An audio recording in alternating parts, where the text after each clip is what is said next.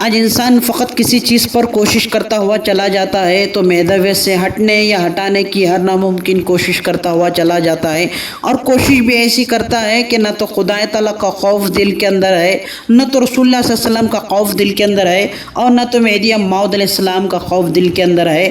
یاد رکھو، جب کوئی پوچھتا ہے کہ مہدویت کیا ہے، بس اتنا جواب دو کہ رسول اللہ صلی اللہ علیہ وسلم کے باطنی عمل کو ہی مہدویت کے نام سے یاد کیا جاتا ہے۔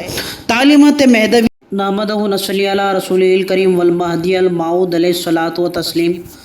قال اللہ تبارک و تعالیٰ فی کلام القدیم والفرقان العظیم، اعوذ باللہ من الشیطان الرجیم، بسم اللہ الرحمن الرحیم۔ ولا تقولوا لمن يقتل فی سبیل اللہ اموات بل احیاء ولکن لا تشعرون۔ صدق اللہ العلی العظیم وبلغنا رسول النبی الکریم والمہدی الموعود علیہ الصلاۃ والتسلیم۔ محترم سامعین، آج ہم رنگریز شہداء کے متعلق ان کی سیرت کو سماعت کرتے ہوئے اپنے ایمان و عقائد میں مضبوطی پیدا کریں گے انشاءاللہ۔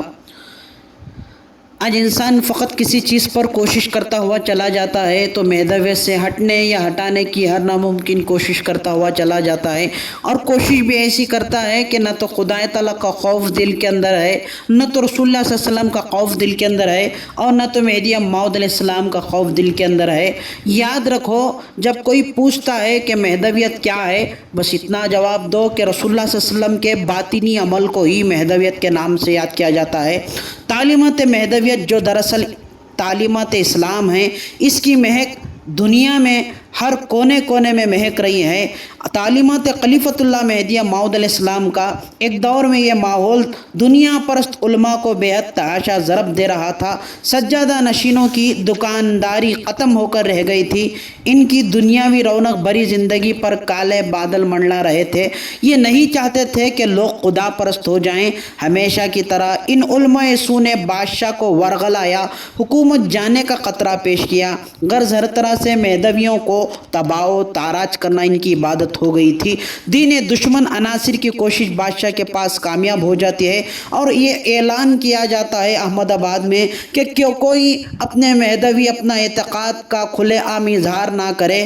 جو کوئی اس حکم کی خلاف ورزی کرے گا، اس کی پیشانیوں کو داغا جائے گا، اس پر بھی اگر وہ باز نہ آئے تو موت اس کی سزا ہوگی۔ یہ مہدویوں کے خلاف آخری جابرانہ اقدام تھا۔ بادشاہ وقت کے اعلان سے احمد آباد کے ہر محلے میں مہدویوں کو نشانہ بنایا جانے لگا۔ علماء نے اس دوران ایک فتویٰ جاری کر دیا کہ ایک مہدوی کو قتل کرنا 10 دانتی واڑے کے رہزنوں کے قتل کرنے کے برابر ہے، اور حج کا ثواب بھی ہے۔ نعوذ باللہ ثم نعوذ باللہ۔ اس سے ان کی دینی فہم کا پتہ چلتا ہے۔ علماء سو اس موقع پر بھرپور فائدہ اٹھانے کے لیے اپنے حاشیے کے لوگوں کو مہدویوں کے خلاف اکسانے لگے، اور چاروں طرف مہدویوں پر ظلم و ستم ہونے لگا۔ 2 معصوم نوجوان میاں اسماعیل اور میاں کبیر احمد، جن کی عمر ایک 14 سال اور 18 سال کی تھی، ان کی دکانیں صابن اور رنگ کی احمد آباد کے بازار میں تھی۔ یہ بازار میں بحیثیت مہدوی کے مشہور و معروف تھے۔ سپاہی اعلان کرتے پھرتے تھے کہ جو بھی مہدوی ہونے کا اعلان کرے گا، اس کو سزا دی جائے گی۔ ان معصوموں کے سامنے بھی سپاہی اعلان کرتے ہیں۔ یہ بچے کہتے ہیں کہ ہم مہدوی ہیں، ہمارے اس اعلان و عقیدے سے آپ کو یا بادشاہ کو کیا تکلیف ہے؟ سپاہی فرماتے ہیں کہ بادشاہ کا حکم ہے کہ اس کی تعمیل ضروری ہے۔ یہ رنگریز بچے اپنے مہدوی ہونے کا برملا اعلان کرتے ہیں۔ سپاہی ان بچوں کو گرفتار کر کے ملاؤں کے سامنے پیش کرتے ہیں۔ یہ علماء ان کی کم عمری کو دیکھ کر سمجھانے کی کوشش کرتے ہیں، لیکن ان کے ایمان و عقیدے کی پختگی کے سامنے ان کو شکست ہو جاتی ہے۔ آپسی مشورے کے بعد یہ طے پاتا ہے کہ ان بچوں کو سمجھانے کے لیے ان کی جماعت کے کسی عمر رسیدہ افراد کو بلایا جائے۔ میاں کبیر محمد کو بلایا جاتا ہے، تمام واقعے کو سنایا جاتا ہے، اور حکم دیا جاتا ہے کہ ان بچوں کو اپنی مہدوی ہونے کے اظہار کرنے سے منع کیا جائے۔ بچوں کی اس عقیدت سے میاں کبیر محمد خوش ہوتے ہیں اور بانگ دہل اپنے مہدوی ہونے کا اعلان کرتے ہیں۔ سپاہی اس عشق کی کیفیت اور جذبے کو دیکھ کر پریشان ہو جاتے ہیں۔ علماء اس منظر کو زیادہ دیر تک قائم رہنا اپنی شکست تصور کر رہے تھے، فوراً حکم دیتے ہیں کہ میاں کبیر محمد کو ختم کر دیا جائے تاکہ اس منظر کو دیکھ کر ان بچوں کا جوش و جذبہ ختم ہو جائے اور اپنے عقیدے سے ہٹ جائیں۔ یہ سپاہی آپ کو شہید کر دیتے ہیں، لیکن اس واقعے کے بعد بھی ان بچوں کے جذبے میں کوئی کمی واقع نہیں ہوتی ہے، بلکہ ان میں اور اضافہ ہوتا جاتا ہے۔ جب ان کو اطلاع ملتی ہے کہ ان بچوں کی والدہ ان بچوں کی ماں بھی ہے، فوراً والدہ کو بلایا جاتا ہے اور کہا جاتا ہے کہ بچوں کو سمجھائیں۔ یا تو سامعین کرام، ماں محبت کا روپ ہوتی ہے، ماں آنکھوں کی ٹھنڈک، دل و ذہن کا سکون ہوتی ہے۔ یہ ماں اپنے بچوں کو سپاہیوں کی قید میں دیکھتی ہے۔ آج کی کوئی ماں ہوتی تو فوراً اپنے بچوں کو ان سپاہیوں سے آزاد کرانے کے لیے، مرتد ہونے کے لیے تیار ہو جائے گی۔ ان رنگریز بچوں کی ماں کو آخرت کی فکر تھی، وہ تصدیق کی عظمت سے واقف تھی۔ سپاہیوں کے ذریعے تمام واقعات کا علم ہونے کے بعد بچوں کے قریب جاتی ہے۔ ماں جو بچوں کے خاطر سب کچھ قربان کرنے کے لیے تیار ہو جاتی ہے، اپنے لختے جگروں کے جذبہ عقیدت اور استحکام کو دیکھ کر گلے سے لگاتی ہے اور کہتی ہے کہ نام مہدی پر جان کو قربان کر دینا ورنہ دودھ نہ بخشوں گی۔ یہ ماں کی عقیدت کی معراج تھی، نام مہدی پر سب کچھ لٹانے کو تیار تھی۔ اپنے سامنے جگر کے ٹکڑوں کا شہید ہونا پسند تھا، لیکن دین سے پھرنا نہیں۔ ماں کے الفاظ ان بچوں کو راحت و رحمت اور مزید عقیدت کا سامان فراہم کرتے ہیں۔ غرض سپاہیوں اور علماؤں کی تمام تر کوشش مہدویت سے برگشتہ کرنے کی بیکار ہو جاتی ہے۔ حکم دیا جاتا ہے کہ ان کو ختم کر دیا جائے۔ بڑا بھائی کہتا ہے پہلے چھوٹے بھائی کو ختم کیا جائے۔ اس پر سپاہی کہتے ہیں کیوں موت سے گھبرا گئے اور چھوٹے بھائی کو ختم کرنے کے لیے کہہ رہے ہو؟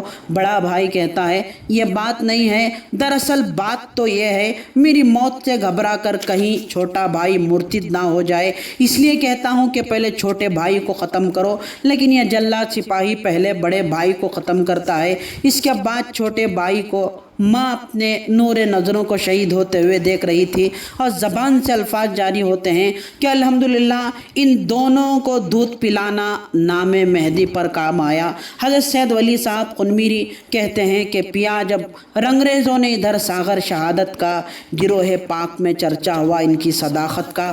حضرت بندگی میاں شاہ قنمیر صدیق ولایت حامل بار امانت سید الشہداء رضی اللہ عنہ کو جب ان رنگریز بچوں کی شہادت کا علم ہوا، اس وقت آپ کھانا تناول فرما رہے تھے، فوراً ہاتھ کھینچ لیتے ہیں اور ارشاد فرماتے ہیں یہ دونوں میری شہادت کے امام ہیں۔ مقام غور ہے کہ وہ شاہ قنمیر رضی اللہ عنہ جو صاحب سیر ولایت ہیں، سراج منیر ہیں، بدلے ذات مہدی موعود علیہ السلام ہیں، ان رنگریز بچوں کو اپنی شہادت کے امام فرماتے ہیں۔ اور آپ یہ بھی فرماتے ہیں کہ جب تک ہم اس خون کا ناحق بدلہ نہ لیں گے چین سے نہیں بیٹھیں گے۔ آپ یہ اس لیے فرماتے تھے کہ پہلی گلی کوچوں میں مہدویوں پر ظلم و ستم ہوتا تھا، لیکن نوبت یہاں تک آ گئی تھی کہ مجموعہ عام میں سرے بازار ان رنگریز بچوں کو بھی شہید کر دیا گیا تھا۔ اس لیے آپ نے اس خون کا ناحق بدلہ لینے کے لیے سب سے پہلے اس ظلم کے خلاف میں فتویٰ طلب کیے اور فتویٰ حاصل ہونے کے بعد آپ نے ان تمام علماؤں کو ختم کروایا جو مہدویوں کو ختم کرنے کا فتویٰ دیے تھے، یہاں تک کہ آپ بھی میاں بھی جنگ میں شہادت پاتے ہیں۔ رنگریز بچوں اور میاں رضی اللہ عنہ کی شہادت کے بعد گجرات سلطنت کا زوال شروع ہو جاتا ہے اور سلطنت کا نام و نشان ختم ہو جاتا ہے، لیکن اتنا عرصہ گزر جانے کے باوجود آج بھی ان دو رنگریز بچوں کی مزاروں پر لوگ رات دن درود و سلام پیش کرتے ہیں، جبکہ مظفر ثانی اور ان علماء سو جو اس میں حصہ لیے تھے ان کا نام لینے والا کوئی نہیں۔ حقیقت اسلام جو مہدویت ہے، اس کے فروغ کے لیے قوم کے نوجوانوں میں رنگریز بچوں کی طرح جذبہ و اعتقاد و ایمان کا ہونا اور ماؤں میں ان رنگریز بچوں کی ماں کی طرح ایمان ہونا ضروری ہے۔ فروغ دین ایمان سے، عمل سے، وہ کردار سے اور عبادت کے علاوہ قلم سے بھی ہوتا ہے۔ آئیے کسی ایک اور راہ کو لے کر خدمت دین انجام دیں۔ سامعین کرام، اللہ تبارک و تعالیٰ سے دعا ہے کہ اے باری تعالیٰ آج کہ اس قوم کے نوجوانوں میں ان رنگریز بچوں کی طرح جذبہ اعتقاد و ایمان پیدا کر اور آج کے ماؤں میں ان رنگریز بچوں کی ماں کی طرح ایمان اور اعتقاد اللہ تبارک و تعالیٰ ہمارے ماؤں میں وہ ایمان و جذبات آ کر اللہ سے دعا ہے کہ اللہ تعالیٰ ہمیں سننے سے زیادہ سنانے سے زیادہ حضرت رنگریز شہداء رضی اللہ عنہ کا جذبہ لے کر میدان حق میں اپنی جان کو لٹانے اپنی جان قربان کر دینے کے اللہ ہمیں ہمت عطا فرما۔ آمین ثم آمین۔ وآخر دعوانا ان الحمد للہ رب العالمین۔